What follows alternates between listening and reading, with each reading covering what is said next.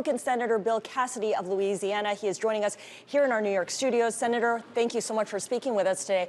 As Romaine showed us, markets clearly getting a little bit nervous here about the U.S. piercing the debt ceiling.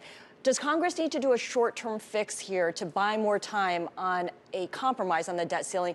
And what are the odds of getting that done in May, this month?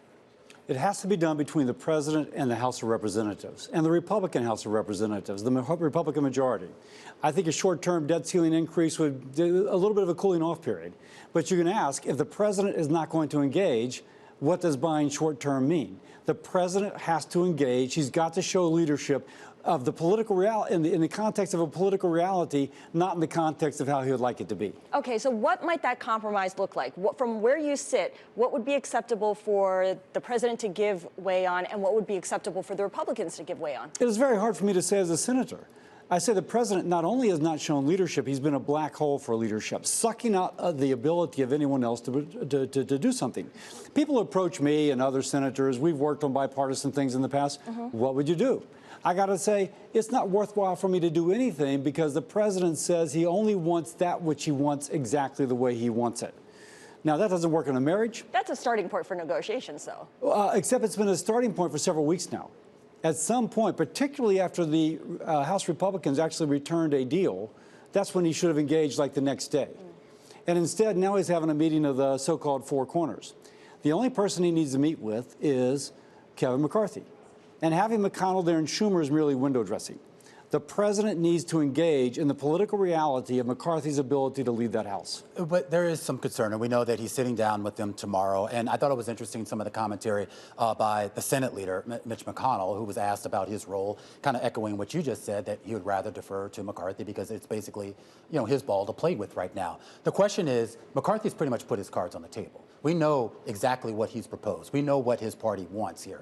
What compromise, if any, do you think the White House is willing to make around that bill that passed the House? I don't know, but there's some things that are just low-hanging fruit. It's low-hanging fruit, and I know that you're not directly involved in it as a senator, but at some point, if there is a failure for the Biden administration and the House to come to an agreement, at some point this becomes a problem for everyone. I agree with that totally, but could you imagine the president coming back and saying, I don't know this, I'm just making up numbers.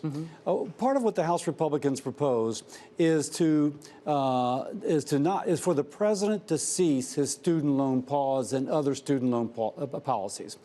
Every month that the student loan pause continues is $5 billion more against our borrowing authority. Now, by the way, there's already programs. If you lose your job, you can't pay back your loan. There's already programs that take care of you.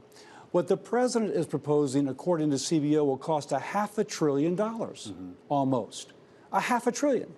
Now, is it reasonable for House Republicans to say we already have programs that take care of people who lose their job? Do we really need to spend $500 billion on this? I think it's reasonable. Could the president say, okay, I'll give you on that, but I want a little bit more over here?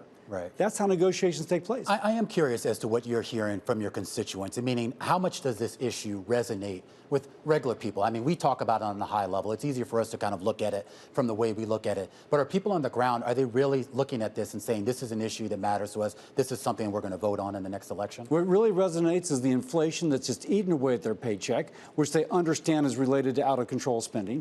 What really eats at them is what they perceive as out-of-control spending. And it really eats with them the unfairness of the student loan policy. There's a few people who like it. Most people are saying, I pay back my loans. I never went to college. It does depend on generations. I want to go back for a moment here to what you're hearing as well.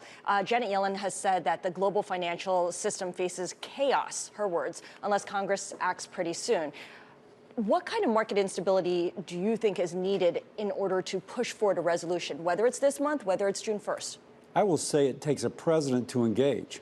Of course, it's Yellen's responsibility to go out there and project that upon Congress. And Congress would say, we've given them a bill. We've begun the negotiations. And the president finally is getting around to meeting with everybody. The president needs to show leadership.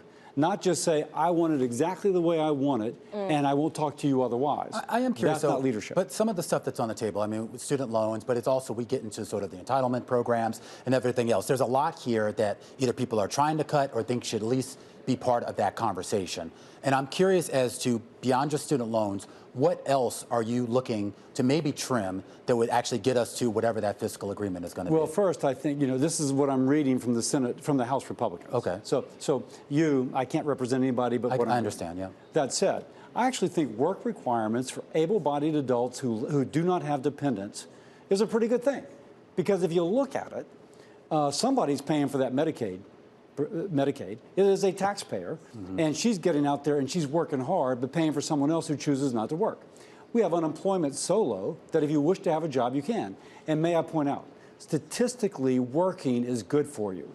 Statistically, you stay out of trouble and have a healthier life if you work. Right. But there are a lot of people on these programs that are out of work, not necessarily by choice. And given economic conditions, there'll probably be a lot more people out of work, Well, if you look at the latest choice. employment numbers, I mean, unemployment's at its lowest. And so, again, it's not for everybody if you're disabled, but it's for the able-bodied, no dependents person who is single, should there be a work requirement. Yeah. I actually think that is a reasonable thing. One thing that comes up in these debt negotiations and anything on government spending is that there are certain things that are sacred cows that both sides have agreed just can't be touched, whether it's Medicaid, whether it's Social Security. And I know that you've been working with a bipartisan group of senators to shore up Social Security.